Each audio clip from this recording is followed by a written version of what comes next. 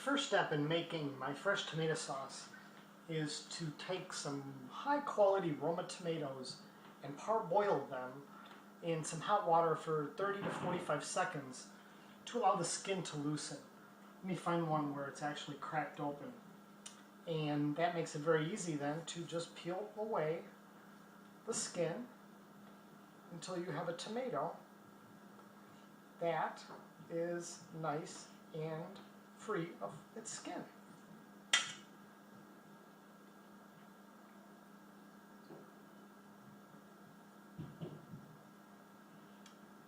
If you peel it from one end, it is smoother. It leaves the tomato there. See the difference? Very, very smooth and kind of rough.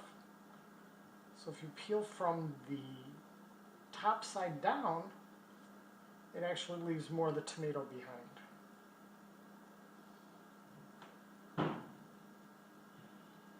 So that is the second step. Perfectly smooth and peeled tomato.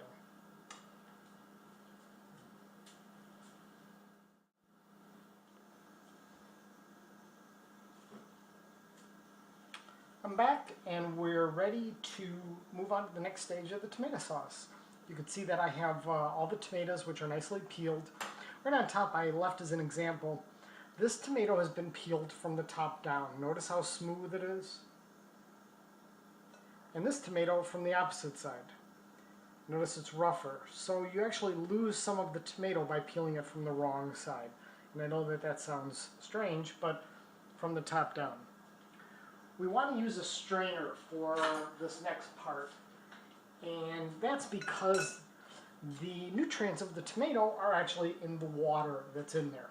And we want to seed the tomato. Seeds are bitter, they don't look very nice, and a professional sauce really does not have seeds in it, so we want to get those out. So this next step is to make sure that we capture the wonderful juices that come out of the tomato, and as well, get the seeds out. Shouldn't have put that there. So, what we want to do is just using our finger, cutting the tomato in half, see what I did? And reaching in there.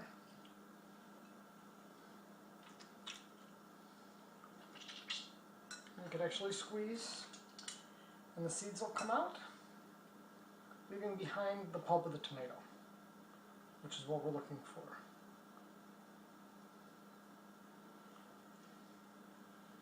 Do this next side.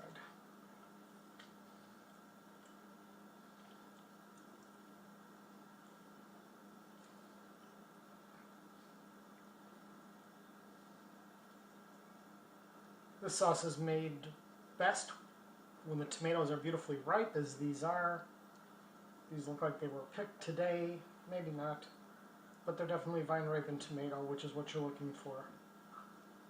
Get as many of those seeds out. Obviously some are going to slip through the cracks, but you want to get as many of the seeds out.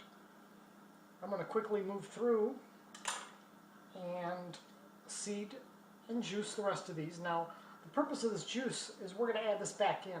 What I like to do is I add a little bit back in at the end, and what it does is it adds a burst of the fresh tomato flavor to the sauce. The rest of it is allowed to cook, as you'll see as we progress through the recipe. But then this that I reserve just kind of intensifies the fresh tomato flavor. So I'm going to move through these, and I will be right back.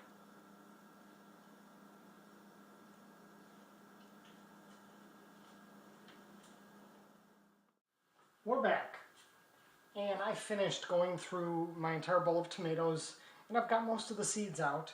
I've captured the pulp and the seeds into the basket, and as you can see, we have a considerable amount of the fresh tomato juice, which some of it I'm going to add in at the beginning, and I'm going to save a couple tablespoons, 3, 4, 5, depends on how much I get when I mash this through, to add in at the end for that burst of fresh tomato flavor.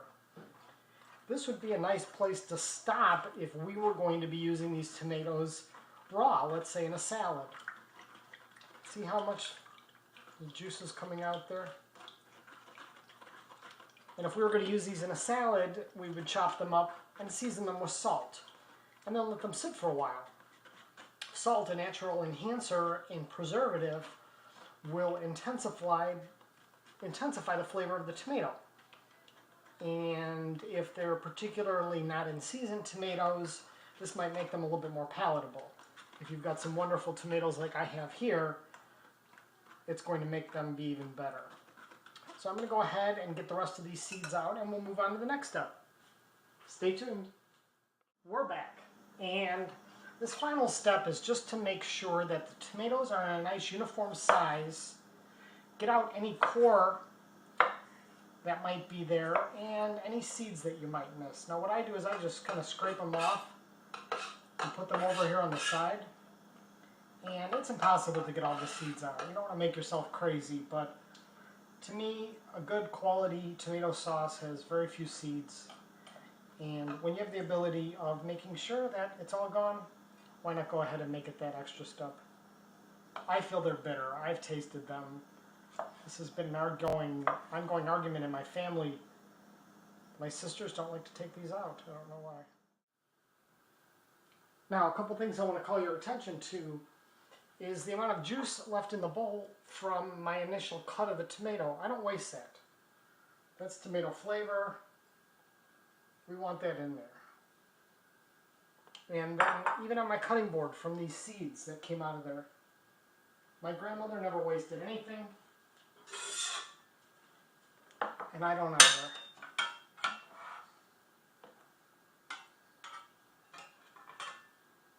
And as much as you don't want those seeds in there, a little bit of tomato flavor, nutrients, makes me happy. And by the same token, no matter how much I cook that green, that's not going to ever get delicious. There you have it. On to the next step.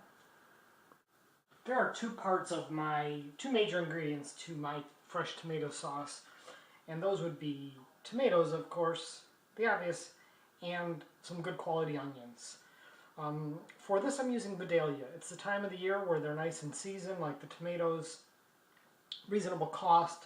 So I'm going to be back in about a minute with these sliced up, and we're going to continue to the next part of the sauce. You don't need to see me slice the onion. You don't need to see me slice onion. I'll be right back. What you see here are our onions, which are nice and uniform thickness.